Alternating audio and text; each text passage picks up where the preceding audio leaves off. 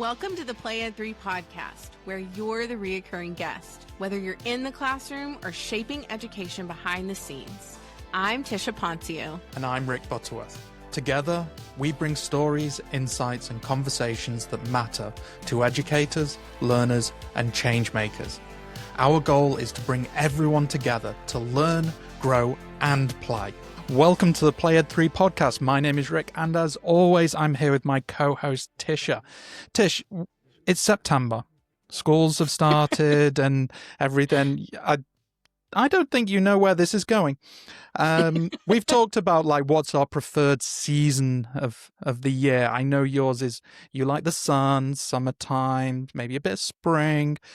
And I'm pretty much the same, but there is one thing I do love about autumn, or fall as you say over the pond. And we've talked about this recently, and that's conkers.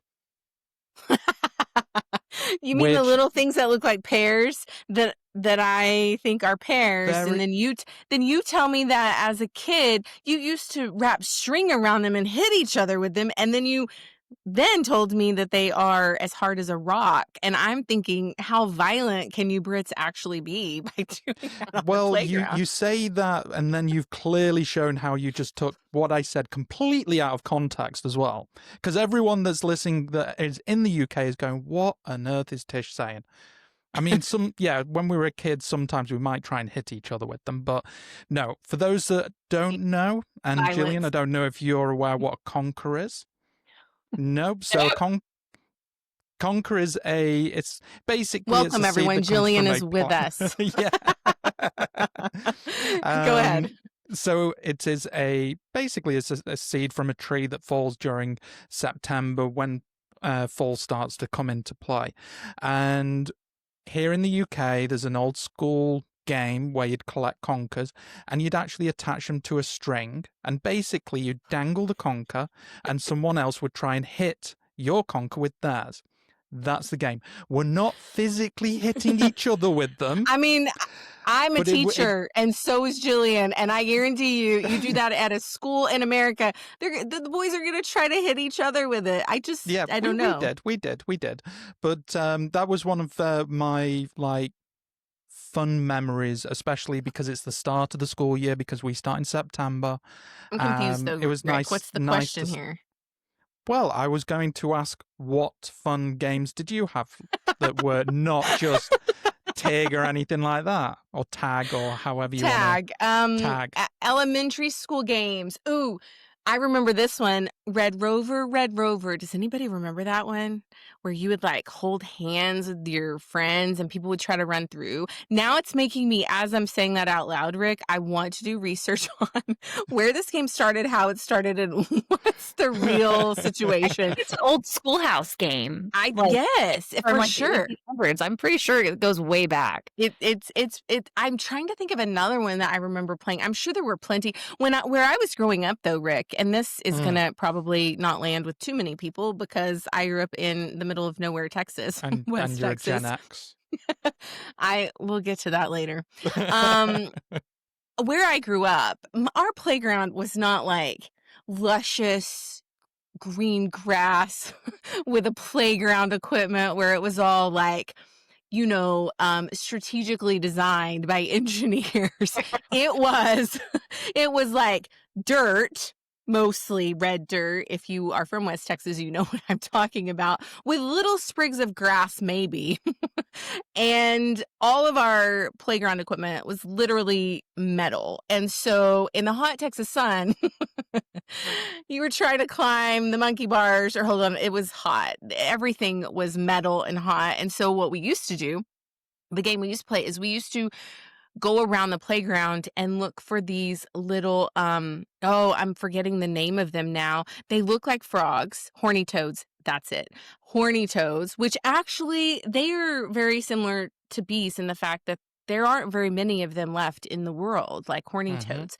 And so that was the game. That was it. You were going to chase the horny toad until you caught the horny toad. Then all of your friends were going to come over and look at the horny toad, touch it. There was a myth, if you touched it, you would have warts all over. I don't know. There wasn't a lot to do for me. No, I West completely Texas. understand that. I mean, you were saying about how you didn't have like luscious greenery and a climbing frame.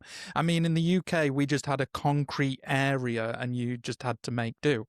Concrete, So, concrete jungles. Listen, this is a great time to bring and introduce our guest, think it is. Jillian Pratt. Welcome, Jillian. We are so excited to have you. I have been watching you on TikTok for a really long time now. I was thinking about, when did I start watching Jillian? When did you start your TikTok channel? Do you remember? 2020. Now, I can't tell you that I've been watching you since 2020, but if I have, that's crazy. And I know what I know about your channel, and what I really, really admire about you is you post. Like, I know that sounds hysterical. Rick is probably thinking, well, that's the whole point of TikTok, Tisha, but it's not for me. I like to consume on TikTok, but Jillian is such a great poster, and I just started watching her journey a little bit. And so Jillian Pratt is with us. She is from Texas. She's going to tell you all about her story. Her actual title, though, is Director of Digital Learning and Library Services. And let me just say what I know. I can tell you, and I'm going to just set her up right now. If you think that librarians are like librarians from when you were in school, where they're just sitting there reading, saying, shh, be quiet, that's the opposite of what librarians do. And I've been wanting to highlight librarians for a very long time. There's a lot going on in Texas, specifically with librarians. I have librarian friends. The thing is, librarians, if you don't know, they actually have to have a very legit degree. And that degree is like no piece of cake, okay? They are going through so much research and learning so many things. And Jillian's going to go into that a little bit, but I really just want to highlight everything she's done. She was a teacher for like 10 years, right? Instructional technology is part of her bio. Innovation, empowering educators and students. Why do you think we want her on? I think there's so much about what Jillian brings to TikTok. You're bringing fun, and like, that's what I feel when I watch your TikToks. I feel fun and I feel happy. But I also have this knowledge that you're a librarian, and I know not everything you're doing is fun and happy. And I know that there's a lot coming at you, and you have to sort of change who you are, in a sense, so that your students don't see the not happy side going on behind the scenes. You love collaboration. You love transforming libraries. Now you're leading teams of librarians, right? And leading them in so many things. And Rick and I talk about leadership in our book, Today's Learners, Tomorrow's Leaders. Little plug here. I haven't been doing my book break, so I thought I would, bring this to the forefront today.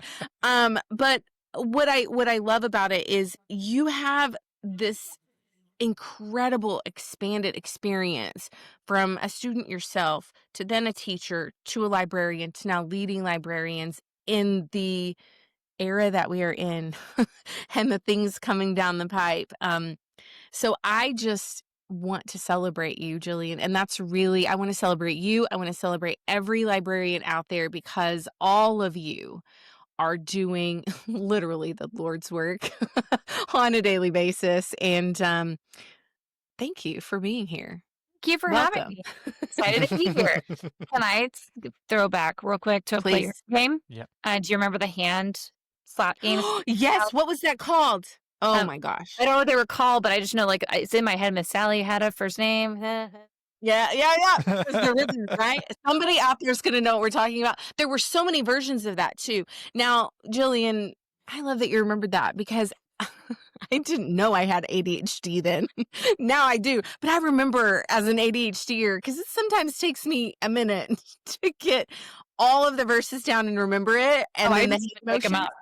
Yeah. So I would just be fascinated by watching other people do it, because there were some girls in my class that could be so fast and they could just like make it up like that. It was crazy. They probably should have become like rappers or singers. I'm not sure if they did, but that's so fun. What if you're watching or you're listening to this clip on social media, tell us what games you played as an elementary school child, because I'm sure there's some that we've not heard of. What else did you do, Jillian? Did you do Red Rover?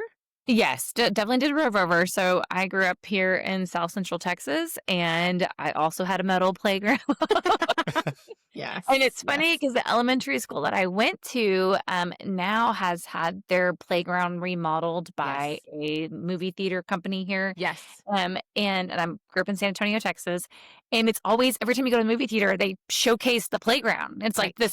this Spurs Give Back thing, Yes. and I'm like, that's not what it looked like in the '90s. You should see the playground. So Rick was here right before ISTE, and I have a park just right close to my house. It used to be pasture, then it became like a flag football field, soccer field for kids, and then it grew into, as you know, Jillian knows this because she's from San Antonio. Then it grew into also like 2 baseball fields, right? And then it became 4 baseball fields, and now it's also huge soccer fields. But there was this playground where I used to take my kids all the time, and it was awesome. Like there was nothing wrong with it. But they took it down and they have rebuilt this playground, and we are about to have the unveiling in like 2 weeks. And I'm just telling you, I saw a Wow. preview. It's got a bridge. It's got like all kinds of like things that we didn't think back then were important, things for kids with disabilities and kids. It's very much this strategy of giving kids this area of play and imagination, right? In a way that we didn't have it with our metal slides and monkey bars. I think we had the merry-go-round that was also metal. And then we had this like, did you guys have, I don't know, Rick, if you had any of this, but it was like, it looked like a spider web that was like round. Do you know what I'm talking about? What is that called? I know it's like an octagon, and you would climb. Yeah. Mhm. Yeah, and it's all metal. Like, it's just metal. And people would like hang from their legs with their heads hanging down and Inside of it. Yeah. yes. Yeah. I'm feeling like I'm going to have to do a lot of Googling in this episode. I'm sorry. We're sorry. To try and find It's the American way to just throw metal at your kids in the 80s and 90s here. We're throwing conkers and you're throwing metal. Exactly. That's how it's going. That's true. Yeah. That's Okay, true. Yeah. okay. Yeah. Well, Jillian has some things that she is very passionate about, you guys. Let me find my notes here. You're not going to be surprised why I reached out to Jillian, and I kept watching her TikToks, and then I was like, Jillian, I just want you on the podcast, okay? Because like you should see my messages starting us. I'm like, I need you on the podcast, and it is an intuitive hit that I get. It'll just be like, we haven't had a librarian yet. We have to have a librarian. Like we need to have you. So thank you again for taking time out of your day to be with us. Her passions are student engagement, student voice and choice, and student creativity, which I'm a huge fan of. We're going to start with, I think I want to start with creativity because here's why. I believe, and what I was seeing when I was in school, and then when I became a teacher, there was a point in probably everybody who's listening and Rick and Jillian too, there's a point where creativity was really at the forefront of school. So we go to school and it was as if we were doing creative projects in our main class, in our art class, probably in our music class. And I was doing a lot of creativity things. And then there was a point when I got to 6th grade and it was like as if I entered the world of no color and there was no creativity and it was worksheets and it was lecturing. And that was really the moment as a student that I very much started struggling. I think I failed my first 6 weeks of a class I think it was geography in 6th grade. And I remember it was such a like drastic shift to me as a student, and just like I think probably my body was reacting because I was crying all the time and I was like, I don't know what world I've entered. So I want to know kind of what your experience was with creativity. And I want to know if you believe this thought, because this is a thought and an idea I had as a teacher. As a high school teacher, I really held on to the belief that everybody, including adults, all of us, really are first graders in bigger bodies. We love the same things, but someone told us we weren't allowed to love them and do them. And when I started doing them with my students, I realized they still love them. So tell me your journey of creativity. Tell me like your experience, your student experience. And then how do you bring creativity into the library in your role now? Okay. So I remember I'm a student, graduated in the early 2000s. And back when internet just started, coming through, there wasn't a whole lot of digital design. But I do recall always having to go get like a three trifold poster board Uh-huh. to do presentations with. And so not every teacher did it, but I do remember in high school that we were doing standing up. I had a speech class where I had to stand up and give a mini presentation every week and like those type of opportunities to get creative. So I had to take the information and Mm. get it back out in my own way. So then I went to college. I went to Texas State. Mhm. I didn't start there. I found my way there a couple of years later. Yeah. I jumped around. I wasn't an athlete, and I was like, "Nah, I'm done with this." But I went to Texas State, and I just fell in love with the way they were teaching. They did a lot of Kagan strategies Mm. because their education department that was a big focus that they had, and I'm still really close. With the professor I had there, is Dr. Duhan, and our creativity, we may have not been like putting out creative projects, but we were getting creative in the way we were learning teaching strategies Mm. and things like that. So it steamrolled into college, and then I became a teacher, and I started off in SPED, Mhm. self-contained. So Mhm. I only had a couple of students, and then I moved into gen ed, and that's when I was like, I'm talking way too much. Yeah.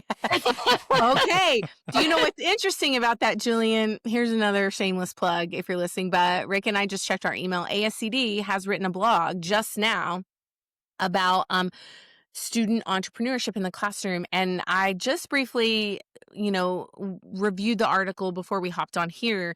And the first line I saw was, "Are you talking too much?" And we actually put that in our book. If you hear yourself talking all day, if you're going home and you have no voice, if you're going home and all you heard was yourself, yes, right? But I was teaching second grade, and I was like, and I had a co-teacher, and it was like my first year all over again, even though Hmm. I had already been teaching, but it was Yes. a different environment. Different. And I was like, how can I get these kids learning from each other? So I started doing a lot of stations. Yes. And this was in 2010. Hmm. And I was like, okay, we're gonna get them into stations, we're gonna get them talking to each other, second graders. I didn't have a whole lot of tech integration yet, but Yeah. they were actually being creative with their learning by doing hands-on activities, maybe drawing out their thinking for those who didn't have the writing skills. Hmm. And I had a very small class. I only had like 15 kids. And so I felt like I made a huge impact just for getting them talking to each other because they were so used. I actually took over for somebody in October. So I actually transitioned from a sped class Sure. inclusion to a classroom teacher. And I was like, they're just sitting in desk all separated. I was like, done. So we moved them into groups.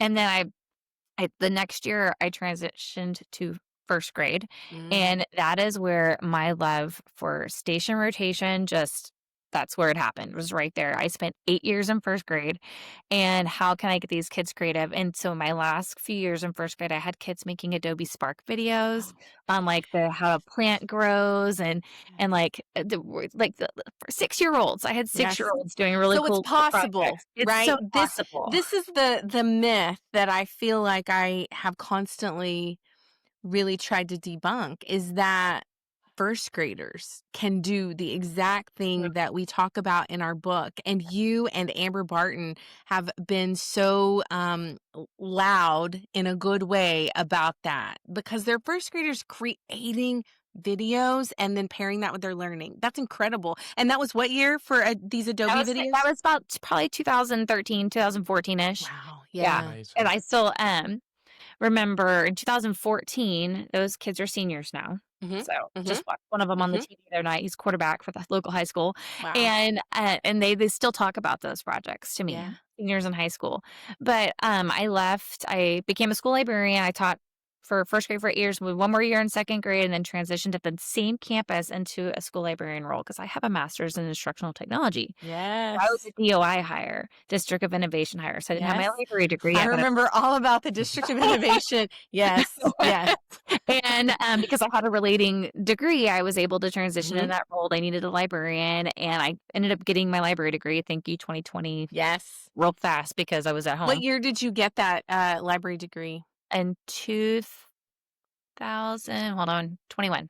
Okay, yep. Yep, So yep. about the same time I got Amazing. my master's of learning technology. It was Uh-huh. it was in the same department. So that's why I had friends going through the program, the library program, and so we were information the College of Yeah, Information, right? And so it was so interesting because there were so many parallels, but I right, overlap. definitely noticed that the library program was a lot of work. Like, I just remember watching my friends going, "Holy moly." And I just don't think people realize that. And what an opportunity for you to get that degree right about that time. Yeah, I did. I got my master's in instructional technology from Texas State in 2011. So it was Mhm. 10 years later, and they still overlapped even though it was way the more modern version of it. Mhm. But we can talk about that in a little bit. But when I got that degree and I became a librarian, I was like, okay, I started noticing, okay, these kids are getting a lot of consuming. And so I would go Mhm. figure out what they were learning in third grade history and I'm like, okay, how can we turn that knowledge into a creative project? Yes. And so I was doing things with like green screens and fairy tale retellings. We were doing projects. We wrote to the national parks. I actually wrote Mm. them letters and had them send us their park pamphlets, and then they had to create a project on it. We created a mini podcast. In Yes. third grade, Texas social studies teaks, there's not a whole lot of people to learn about. They learn a lot about Clara Barton, who started the American Red Cross. And so I was like, how can we make this fun? And so they did research on their person and then had to actually have a sit down conversation, Yep. podcast like, and then we actually took it to our board and they got to listen to their little mini podcast. It was fantastic. I wrote an article about it for TCEA. It was great. Wow. It's just getting them to take that information because here's what I started noticing. They were consuming, but they weren't exporting it. And the only way people were having them export was in some sort of written response or, Yes. multiple choice question. And I'm like, if they're creating a project of some kind, project-based learning, I'm big on that. But if they're taking that information and actually can revert it into a creative project and then share and present about it, that's going to make them more future ready than a written response or a multiple choice test. I wanna talk about that. I know, Rick, I haven't let you ask any questions yet, but they're all Listen, on the I'm just script. happy sitting here, just listening, looking pretty as I Consuming always you're just being do. a I'm just consumer right consuming. I'm now. just consuming right now. No, I've got a couple of questions because Tish, I will let you go into this, but I'm coming from a old school understanding of librarians and stuff, so I've got a few kind of questions in that kind of realm. But So Tish, continue. what I really wanna talk about is what you said is they were consuming, and you really just wanted to help shift their mindset a little bit and their experiences so that they were ready for the future.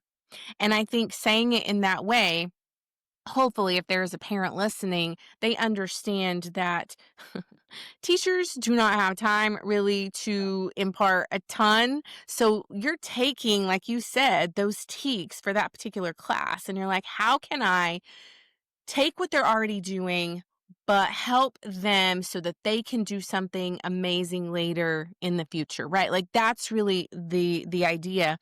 And you were talking about this project in relation to third graders, Okay. podcasting and things, and I started thinking, this is why Rick and I wrote this book. Is the exact thing you just said is the exact thing that I do at my job right now at Smart Technologies as the lead of education and community. I will take information, I will research things, I will learn the thing, and then I am creating something. I'm applying a strategy, right? Like, it isn't me just consuming the information and holding on to it. Like, if you do that, what's the point of learning it? You're not sharing it with other people. And so I think that skill, it's that process that you just described is what everybody needs to have practice in to go out into the world, right? And so as teachers, we do that with lessons and lesson design and trainings. We can't just hold on to it. We have to apply it to our students. And it's teaching the students that same cycle. You've said so many brilliant things, but the picture you're painting for my ADHD brain is that these students were just sitting in desks separate, listening to the lesson, and you went in and sort of shook up their world, if you will, for a better reason. Yeah, I really like collaborating with teachers, and so once they started realizing, oh, she can help me with that project part. That's how I Yes. started getting buy-in. So when I first started became a librarian, I was in the specials rotation, so I Mhm. had 50 minutes. And I'm gonna tell you Yes. right now, that's a long time to have kindergartners, but it's not enough time for fourth graders. Yes. I Yes. it was like I was able to do some really cool projects with the older kids. I actually had time to explain things with them Mm. and get them like learning the different types of ways to use either technology. And then we didn't do tech for everything. We did a lot of Right. maker spaces and building and creating Yes. engineering and things like So that. fun. Yeah, but it was when I became a high school librarian. So I left my district I was with and transitioned to high school. I needed a change when I really, like, dove down, 'cause in Yes. high school is where you see a lot of lecturing, a lot and I'm not gonna say that that's what was only happening because I worked at a Mhm. phenomenal school, Sure. um, but I was like, "They need some learning over here on technology tools," and my little Yes. brain started moving, and I actually just campus visited this campus last week and saw things like the Principles of Human Growth course, which is like your child development class, creating a Oh, book yes. creator Yes. project, and then I Yes. walked up to history, and they were rewriting Beowulf for Yep. little kids, Ugh. like, I in Book Yes. Creator, and then I saw Yes. just some amazing projects, well and then if I talk about, like, this one teacher I was looking at, he had the kids, they could either make it in Book Creator, they could make it in Canva, they can make it in Adobe Express, or they could do it at pen and paper, and Mhm. then all about that choosing how you want Choice. to show your Mhm. choosing your learning,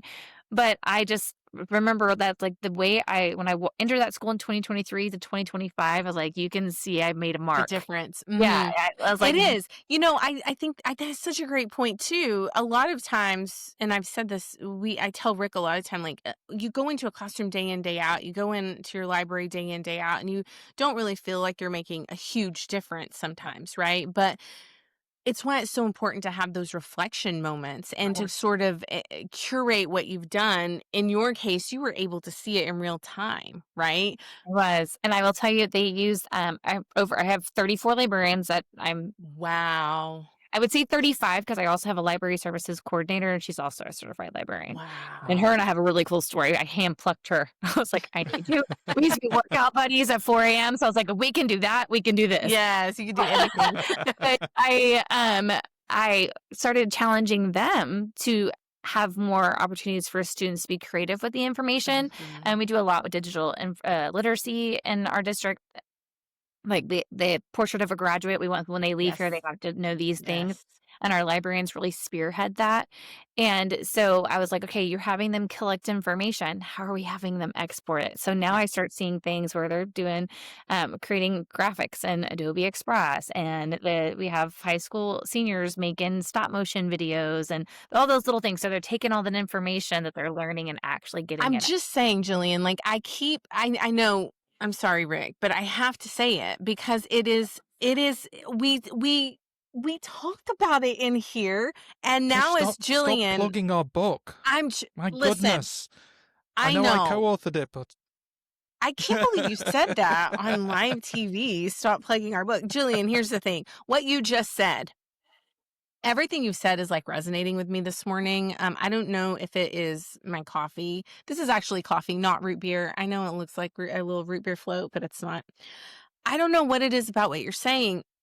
As you were saying that, I started thinking about something that I do at work. And Rick will understand this because we've talked about it. We've talked about it in terms of Play at 3 in our book. And so in my role, a lot of times I will take I'll just give you here's an example. So if I have a community strategy and there is something that I want to implement in my role with my team that I'm leading in our larger team, one of the things I do is I put together a slide deck. Like, it's legit a slide deck. So I'm taking information that is from my head or from research or from a book, and I'm putting in a slide deck. And then I'm taking that slide deck and even more so creating an executive summary slide. Now, if you think that that is easy, especially for an ADHDer, it is not easy to go, I have all of this information. Now I need to condense it into a strategy that makes sense for everyone else across the team, across the class. And then I need to put it in a one slide summary so that if the principal or the COO or CEO comes in and asks me about it, I can say exactly what's happening, right? And that is a skill and an art. And I think students need to be learning that. And I'm not sure that they are, because what I've learned in all of my roles is that the majority of teachers, not all of them, to your point, not all of them, but the majority of teachers are teaching from a slide deck, from a PowerPoint, lecturing that. They're not pulling it into another tool to make it interactive. I know I shouldn't plug Lumio, but I'm going to. I work for that company. There's a reason that I went there. I know, Rick, I know you're going to slap my hand and be like, no, but I just think we're missing opportunities in classrooms. To your point, Jillian, we're missing opportunities for teachers to take something very simplified like a slide deck and building upon it to make it relevant for the future. That What? isn't Totally sorry. agree. No, go Rick. No, I was just going to say that even before introducing a tool, though, isn't it just down to actually explaining what they're learning or what they're doing in that moment, even if it's as simple as building a slide deck on PowerPoint, which, let's be honest, isn't the most exciting thing anymore. But expressing like, this is something that you are going to be able to evolve into amazing things in the future, even before you get Adobe Spark or Lumio or Wakelet or any of these other platforms involved. You're giving them the foundations. I think that's where a missing piece is, because I definitely had this when I was at school. Actually knowing, why am I learning this right at the start? And I've heard it so many times, even today. Why do I need to learn this thing is the starting point. And then being able to, I think Jillian, what you're doing with bringing all these different platforms in just helps open their minds to the possibilities of what can be done. Because I know that I had to go on to find things to actually evolve what I was doing originally. I had to go out of the classroom to do it. So to have you actually doing it inside makes it so much more powerful. I don't actually have a question. I was just more making a point. He's making a point, an agreeable point, right? An agreeable point. An agreeable point. I'm passionate about the idea of, tell me, why do I need to know this? But I think Why am I Jillian doing is so this? powerful because she is a librarian. I again, I'm Yeah. going to highlight this all day, because I know, and we won't get into it, but we all know that there are budget cuts all over the place. And I'll be really specific and talk about the role that I had. And Jillian also has this degree, instructional technology, and the support that instructional technologists, instructional coaches, librarians give teachers. It is madness to think a teacher who is teaching 30 plus students, sometimes, depending on where you are, has enough time to hit all of the things, right? Like, it is mind blowing that we have leaders who are expecting that out of teachers. So then we're cutting the support of librarians or instructional technology or instructional coaches. I mean, I've heard it over and over and over, especially the last year. What I think is so powerful about librarians is that they essentially get to wear so many hats to support so many people. Like, you get to be the instructional coach, and you are information literacy, and you are media literacy, and you're helping your teachers understand and learn that, but you're also helping them then teach their students. You, dare I say, might be the most powerful people in the school. I do believe that. It's also, it's a huge difference when your librarian is probably on campus. So Yes. is your most tech savvy person, Yes. and you're just like your students might have a digital divide, so do your teachers. Yes. Because you're going to have your brand new baby teacher right out of college who might be super tech savvy to somebody who's on year 25. My cousin messaged me and said, Tisha, this is a funny story, and you're going to relate to this as a coach and an instructional coach. He messaged me this week and he's like, Tisha, I don't know. He used to teach in Kosovo and South Korea, and then he came back to the States to teach. And so all of the things that are new for Texas teachers, he's like, I don't know what these things are. Why do I have to do them? Right. And so he's telling me, he's like, I missed a deadline of something I was supposed to upload, evidence of student work, blah, blah, blah. And he's like, so the instructional coach emailed me and was like, you are late. You need to do this now. And he was like, well, I was going to do it Monday for my holiday. And she was like, no, you have to do it now. And he was like, he didn't want to tell her that he struggles with technology. To your point, some of them struggle with just going to Google Drive still and uploading student work to certain places. And I think we can't assume that all teachers are on the same playing field with technology, right? What? Yes. So I only have 3 digital learning specialists for a district with 30,000 students. Wow. Yeah, you heard me, 3. And so we rely really heavily on our fully staffed librarians to help Right. fill that gap as well. And so they are the go-to. They are the people they go to help the teachers even, can you help me do this? So think of that teacher if they want to do something. Hey, I really want to do well on my evaluation. I want to bring some technology. I want the kids to do something. Can you help me? And Mhm. so that's where we see most of our conversations start because I learned this in a training where it was Apple EDU, where you have your like people who are they need a tour guide. That's what they called it, a tour guide. They simply hold their hand and tell Yes. them where to go. And then you have your people who will self guide and they're okay. They're okay to Yes. dip their toe in the water. And then you have your go getters and they don't need any help. They're going to travel across the world. And so I have trained my digital learning specialists to help hold those hands because eventually they're going to let go Yeah. and they're going to be more comfortable doing Yeah. something on their own, especially when it comes to having students getting creative. So it's really hard to let go as a teacher, to let go of control. It is. It is. And so letting those kids be able to take the information and show it differently. I just presented to a room full of principals on Thursday, and I said the same exact thing. We have to give them an opportunity to choose how they're going to share their information. It does not always have to be one way. It can be different ways. That's going into that student voice and choice, which I'm very passionate about. But it's also training the teachers that there's more Yes. than one way to Yes. to share information. I don't know, And Jillian. Just let me. I'm convinced. We were on the the podcast, My EdTech Life, with Alfonso Mendoza. I'm not sure if you're familiar with him, and he asked us a question as guests. If you could only say one quote on a billboard, what would it be? Well, I have no hesitation. On my billboard, it will have my face. I might pay for this one day. Just my face on there with my quote. There is a way, not the way. There is a way to do something, not the way that you have told yourself in your head is the only way. And I continue to preach that phrase. And I've been saying that for years. And I do talk about it in the book, but I believe that to my core is that when we limit ourselves in that thought, we are then limiting our students in that thought. I asked this will be interesting. Rick knows the story, but I asked a group of 15-year-olds. So my son's friends were all over. I've created, without knowing it, the house where everybody can come over at whatever time and hang out. And I asked them, I said, so what's your favorite class this year? Because I've known them since they were in kindergarten. Now they're 6'1". They're like completely different people, right? Still first graders in bigger bodies. So say, what's your favorite class? And they were like,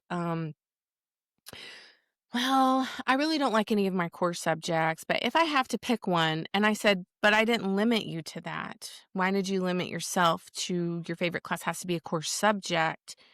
And they said, so electives count? And I was like, what do you mean electives count? I would be willing to bet that your elective classes are teaching you how to be leaders and entrepreneurs more than any other class that you are taking.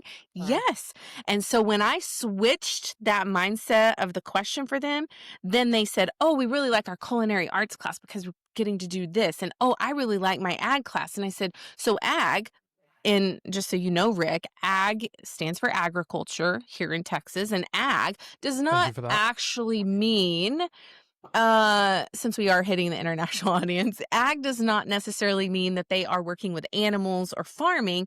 He said, I love my ag class. And I said, well, what are you learning in there? And he said, I'm in welding. I'm up level to welding. And I was like, that is the most amazing thing. I love that for you.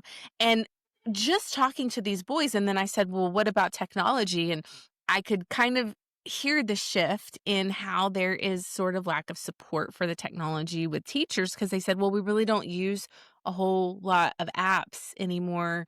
But we do remember you coming into our first and second grade classroom and teaching us with the cows to remember the computer on wheels, not the animal, Rick. But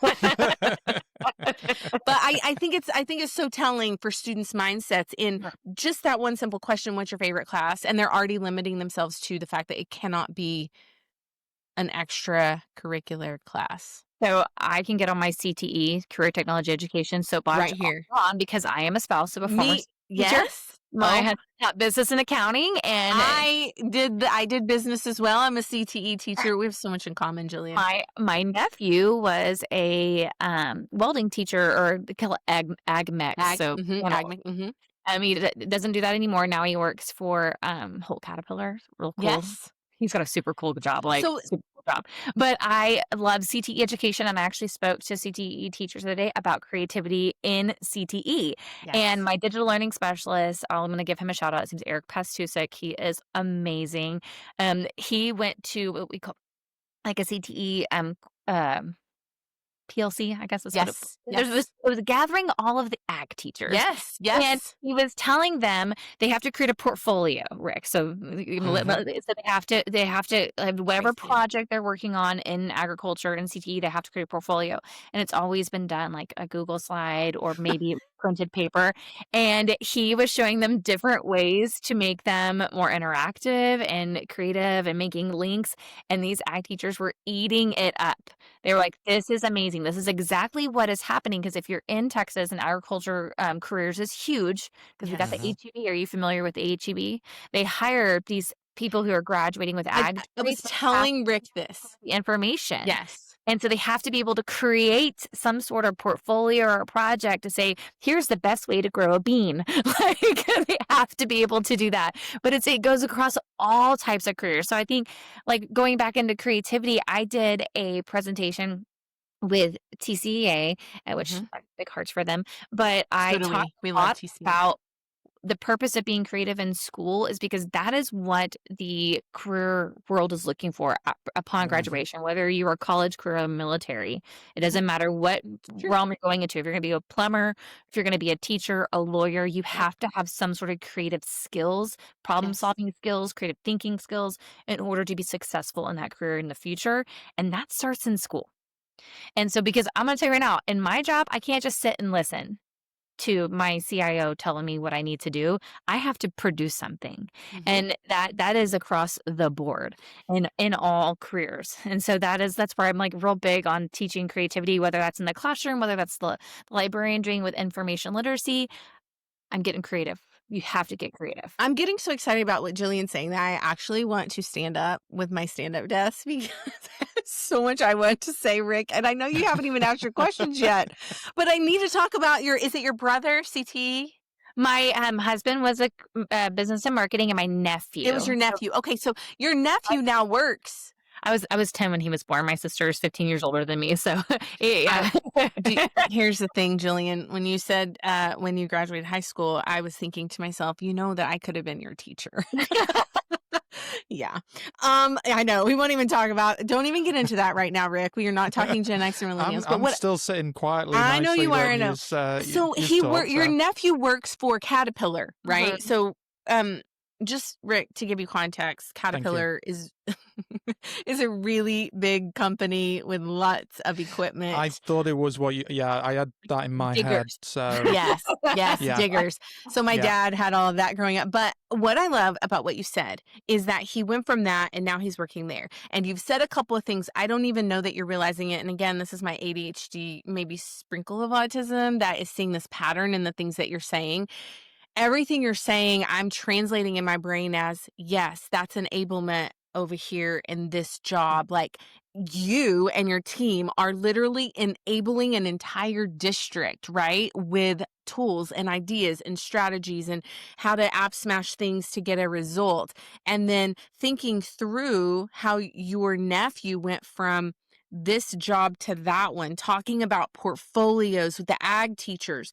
I'm convinced at this point in the podcast that Jillian, Rick, and Tisha should go on tour to all of the schools all over the world. And all we have to do, we'll give away books at our sessions, and we will enable all of you with all of the things that we talked about, because this podcast and everything you're saying, Jillian, is just so connected to what we believe, what I believe, what I'm seeing. Your nephew is proof. I'm proof. You're proof of the fact that skills that are happening in school, whether with teachers or students, are actually, they have the ability to transfer out into the world in completely different jobs and roles. And the root of what we have said today is that creativity creates voice and choice and engagement. And that brings all of your passions together. Yeah. I am big on student engagement. Like, when you walk into a classroom, you can tell if the kids are engaged or not. How? Tell me how. Oh, so if they engagement could be they're talking in groups, maybe they're doing some sort of group discussion. Maybe the teacher's doing a stand-up explanation of something before they go into a group, but you can tell they're all focused on the learning. You can tell when they're not engaged, when they are drawing, their heads are down. We're a no phone. Well, it's Texas, but Right. we've always been a no phone district. And so that's not the distraction. We've also we are 1-to-1. So we've taught them to do clamshell and to close Yes.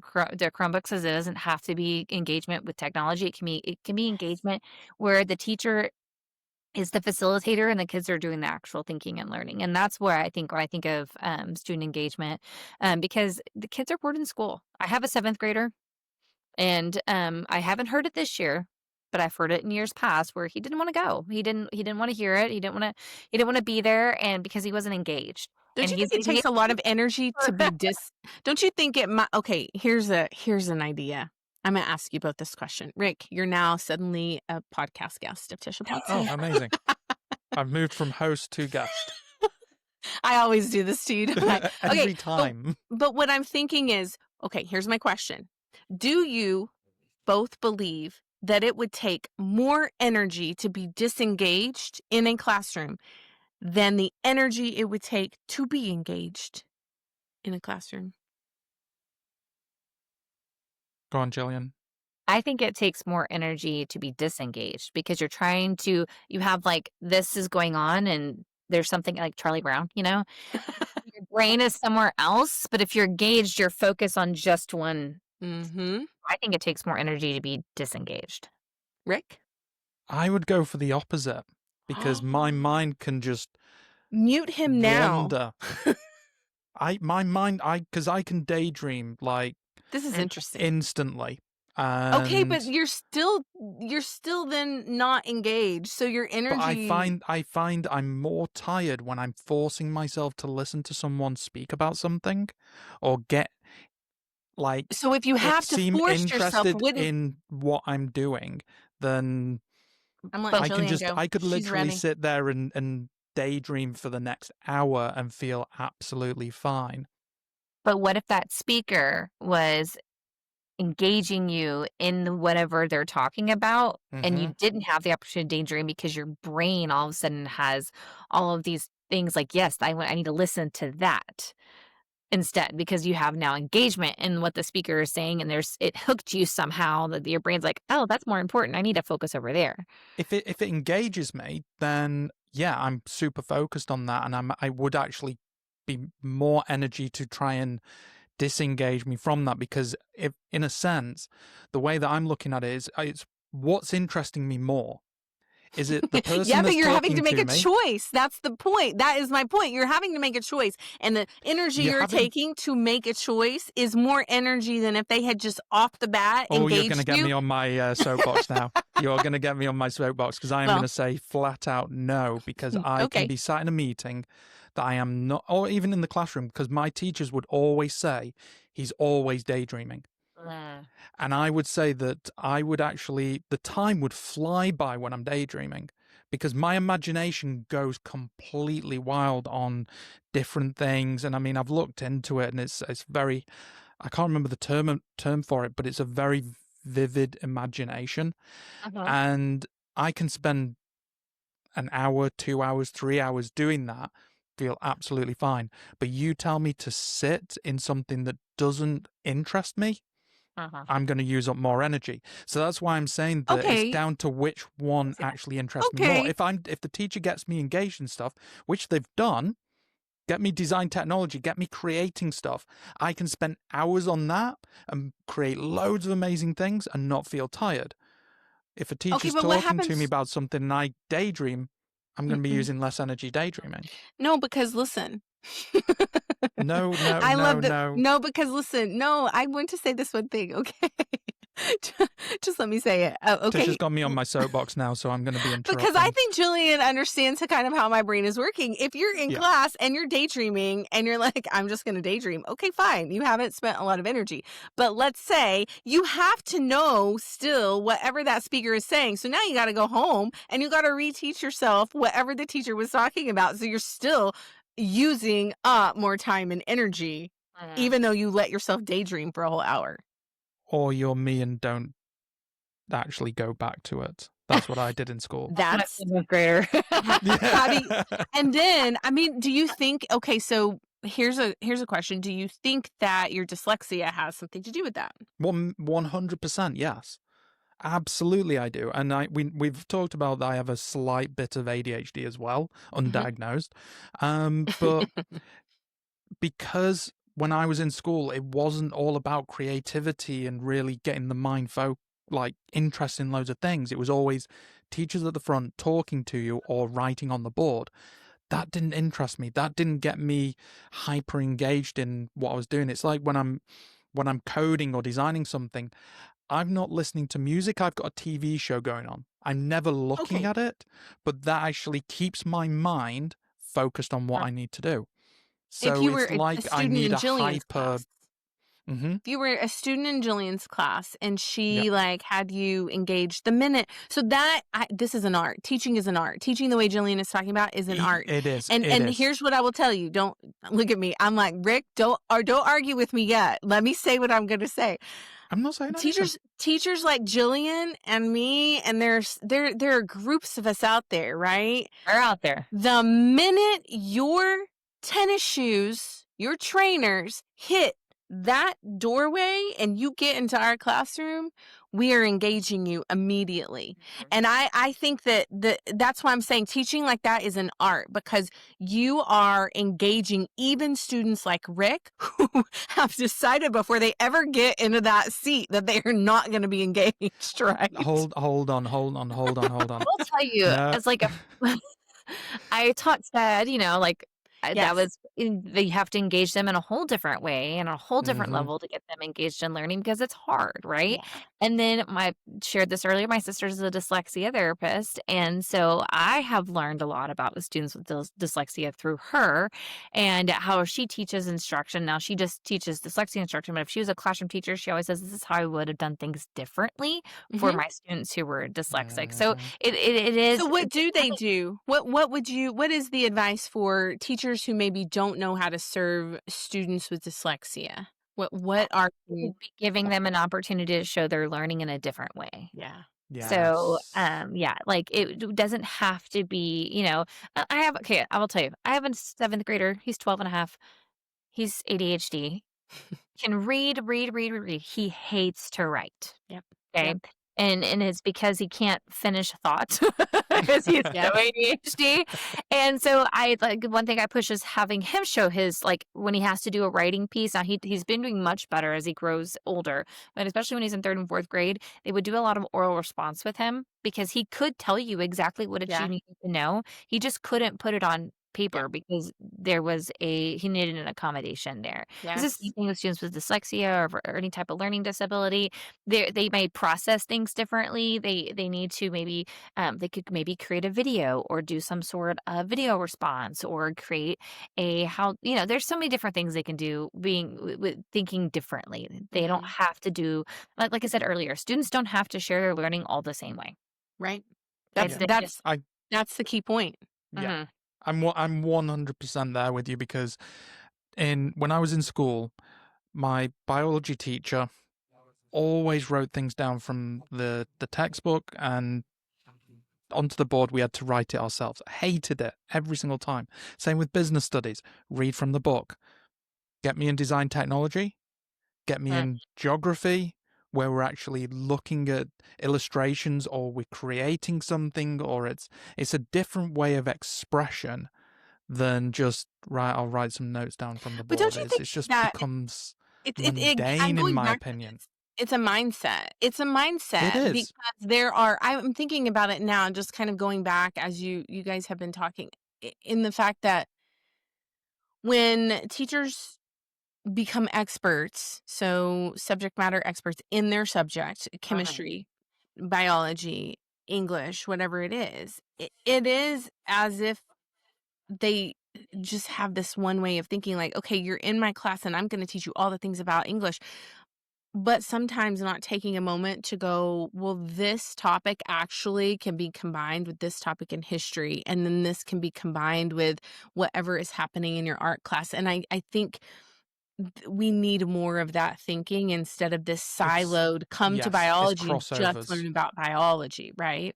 So Yeah. I think that is where we are as a whole, I think, missing the boat. Well, Rick, I'm gonna now that I've taken over as host. what what questions do you have for Jillian? Do you have any more? Because if not, I'm I mean, ready to take Jillian on a fun party. the biggest thing that I've got from this, because obviously my knowledge on how the education structure is in the US, I've got Tish. I mean, you can either back me up or shoot me down either way with it. But I I feel will. like I have a reasonable understanding of the US education system. Mhm.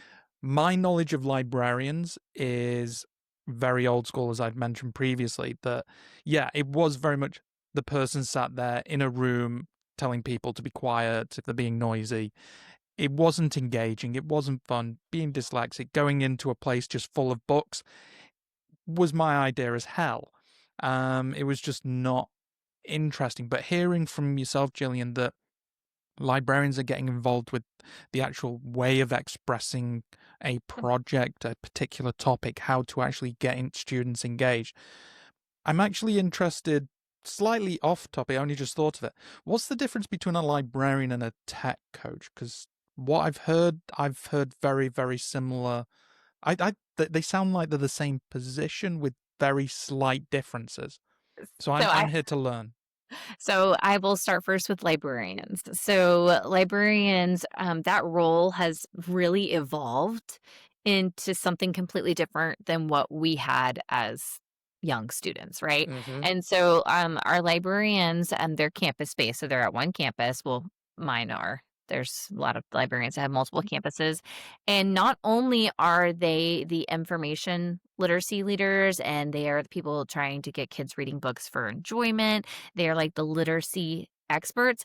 They've also taken on this role of collaborating with teachers and getting them engaged into technology and using research and databases and things like that very differently than what we may have experienced. So they are campus based, they're very student focused, they collaborate with the teachers, but they may not do everything with technology, but they are usually the go-to person on a campus that can help support with technology or get Mhm. you to the person who can help you.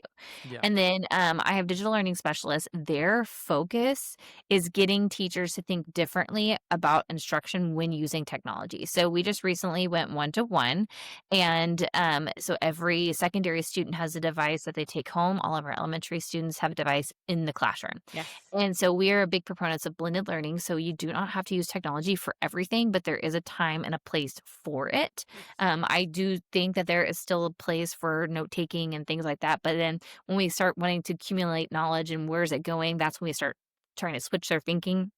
And they are really focused on teachers.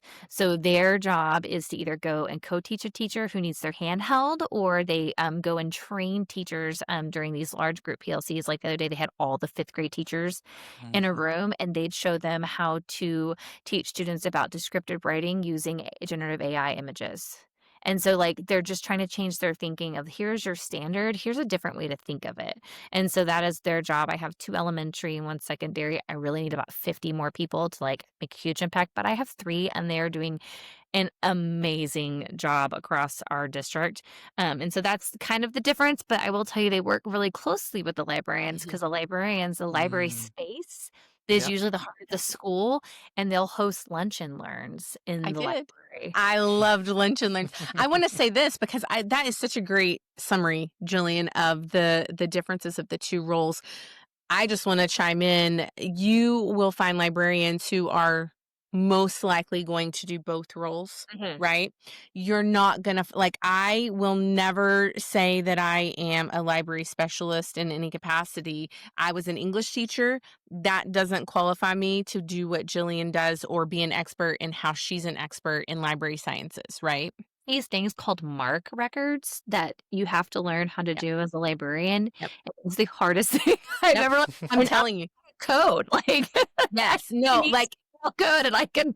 It was so hard. So libraries have this different knowledge of the library information systems, yes. and how to properly vet a book. So Yep. I'm in Texas. That is a big thing right now. Is making sure that every book that we have in libraries is appropriate, and they're amazing that they go into so much research before they purchase something. In addition to everything they do on their campus, planning campus-wide events, hosting people, teaching collaborative lessons with teachers. Like, they are like the party planner, they are the event planner, they are the tech help desk. They have so many hats that they wear. They do. And then I threw at mine here. You're also in charge of Chromebooks, you know. I did that. So sometimes there's a crossover on librarians and tech coaches doing that Chromebook. Just I was meeting with one of my colleagues yesterday, and she's in Philly, and she was like, so also I am handing out laptops, and I just laughed because if you've not been in a district where you have had the honor of going to the technology department, getting those laptops, helping to distribute them to every teacher, getting them set up, hand holding, as Jillian said, step by step by step, and repeating yourself 1 million times. Yep. And then picking them up at the end of the year and maybe re-imaging them, wiping them off, setting them back up. Like, if you've not been able to do that in a district, I mean, I just think you should sign up to volunteer to help do that because I walked in, so I went campus hopping last week, and I went to an elementary school first. I walked in, and that elementary librarian was dressed like a pirate. So she did a whole pirate week, and she had kindergartners, and she was talking like a pirate. She was reading a book about pirates. They were building pirate ships out of Legos. Like, that is what you're seeing now. You're not seeing, shh, go pick a book. right? Like, teaching them about genres. They're teaching them about how to choose a book and how to ditch a book if you don't like it, because it's okay to ditch a book. And it is way more than it's teaching about how to find things they're interested in, and that's huge. So I will tell you that yesterday I was at my son's campus. He didn't know I was there. I was in his campus library, and he saw me, and I didn't know he was in there. He came and jumped on me, and then he went straight to the football books. And I was like, hey, let's get something different. He was like, no. And he wouldn't even listen to his mom, right? I was like, they're out of their comfort zone, and making them transition from, picture books to novels, or to books and verse to poetry. They're really getting them engaged in different types of reading.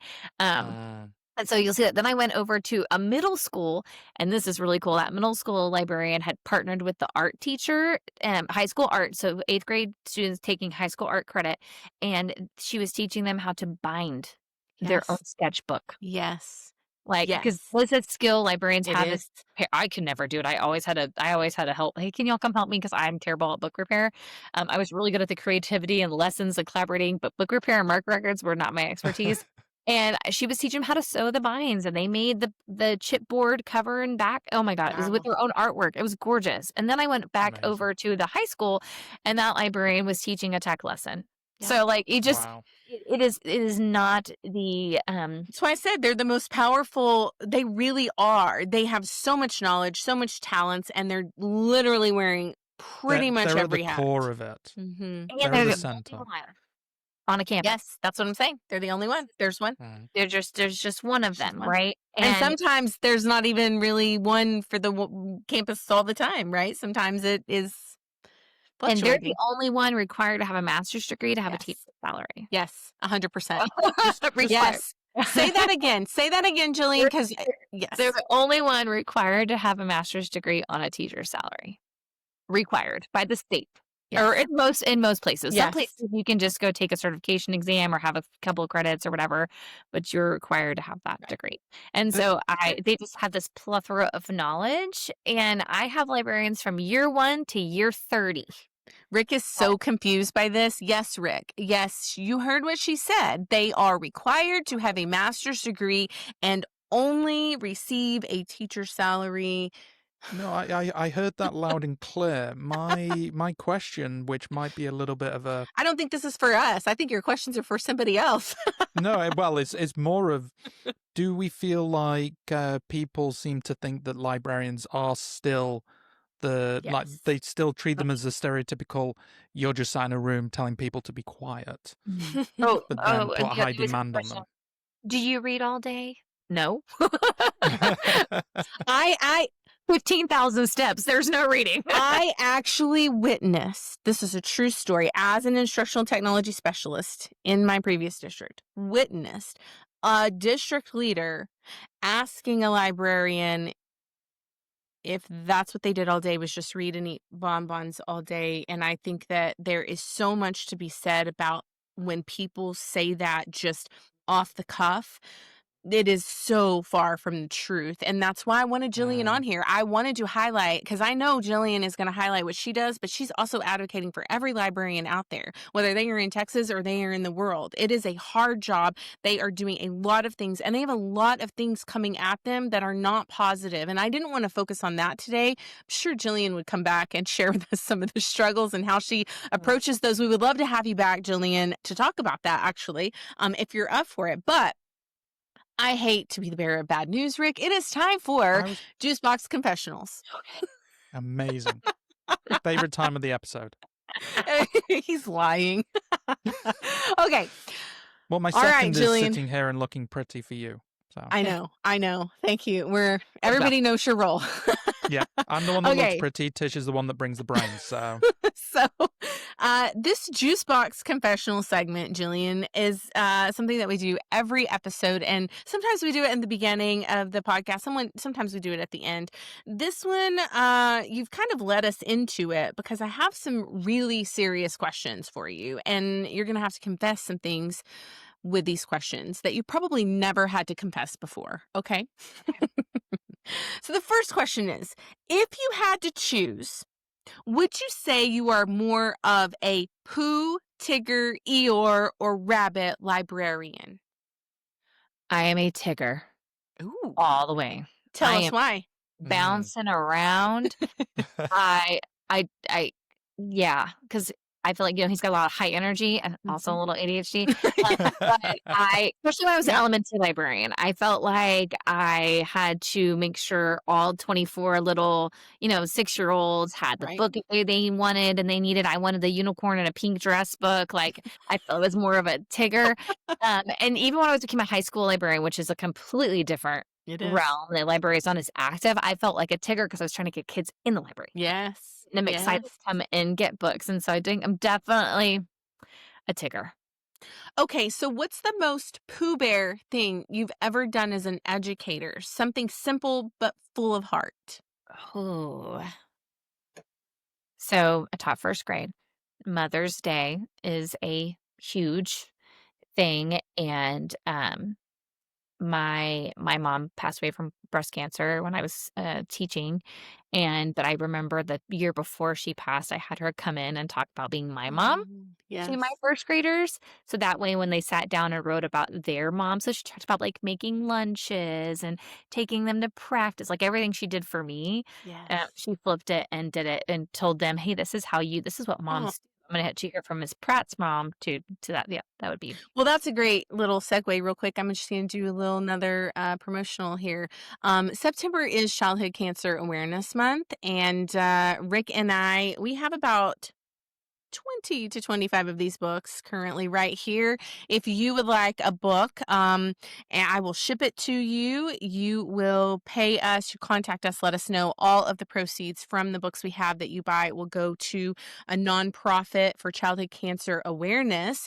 The nonprofit, Jace, my son, childhood cancer survivor, will be picking. And then, of course, October is Breast Cancer Awareness Month. So this is a great segue, Jillian. That is a very, very cool story. I love that you have that Hmm. memory with your mom.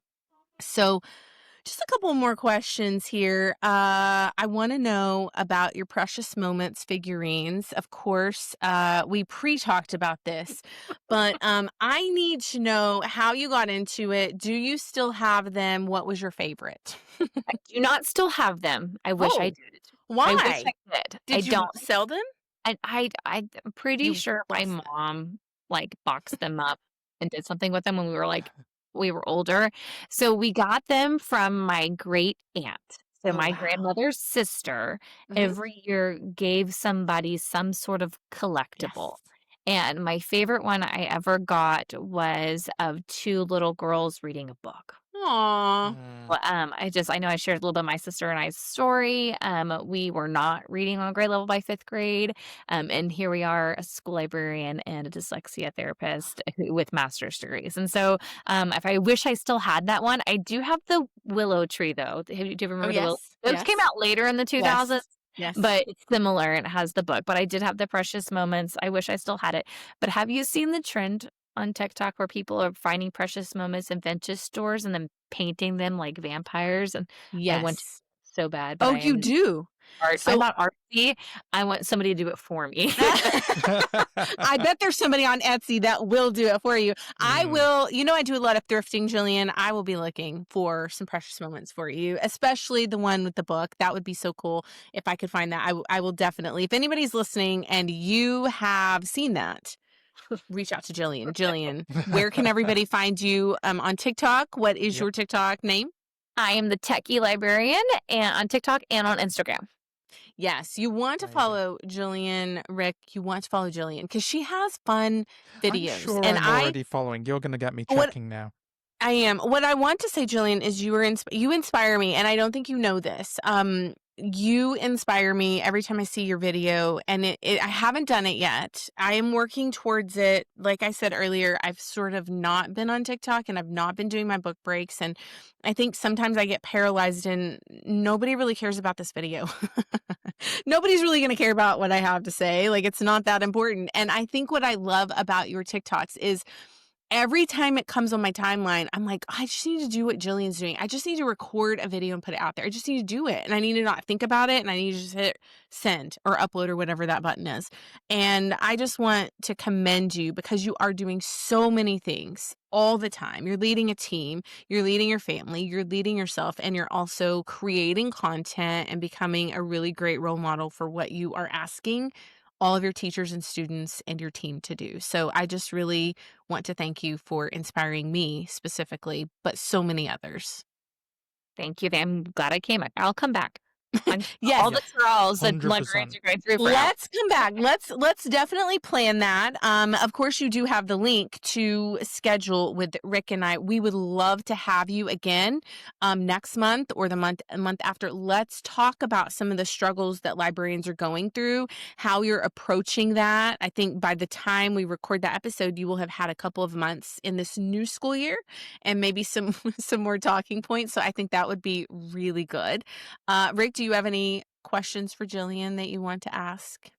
I mean, you've already done the juice box confessions. We don't normally have questions straight I after. know, You've but Jillian's completely just so thrown me good. off. She's just, I I know, know I'm and throwing you off we'll end up being here till like forever. midnight in the UK by this point if we continue, and that's Okay, well, what I'm going but no. to ask Jillian one more question and then we'll wrap it up. My question, Okay. Jillian, is what is your call to action for everyone listening? They may be librarians, they may be teachers, they may be parents, school board members, community members, business owners. What do you want them to do after listening to your episode? I want people to start thinking about their instruction differently and thinking that when you want to have a student show you what they know, because it's always what do they need to know and how do we know they know it? Let's look at that part differently. Does it always have to be a quiz, a test? And there's some times where that's the way to do it, but it doesn't always have to be that way. I So love it. let's look at that Love differently. it. Let's prepare them for the future. Amazing. Thank you so Love much that. for being our guest, Jillian. It has been such an honor and a pleasure to have you with us. Yes. Rick, back Yeah. to you. Jillian, honestly, it's been absolute pleasure. I mean, it's opened my mind to the work that librarians do in schools and in campuses. So thank you for joining and opening my mind to it, and I'm sure many of our listeners as well. If you've made it this far in the episode, we'd have greatly appreciate it if you followed, like, subscribe, wherever you're listening from. It helps the channel, and it will also keep you up to date on any future episodes. Until next week, bye for now.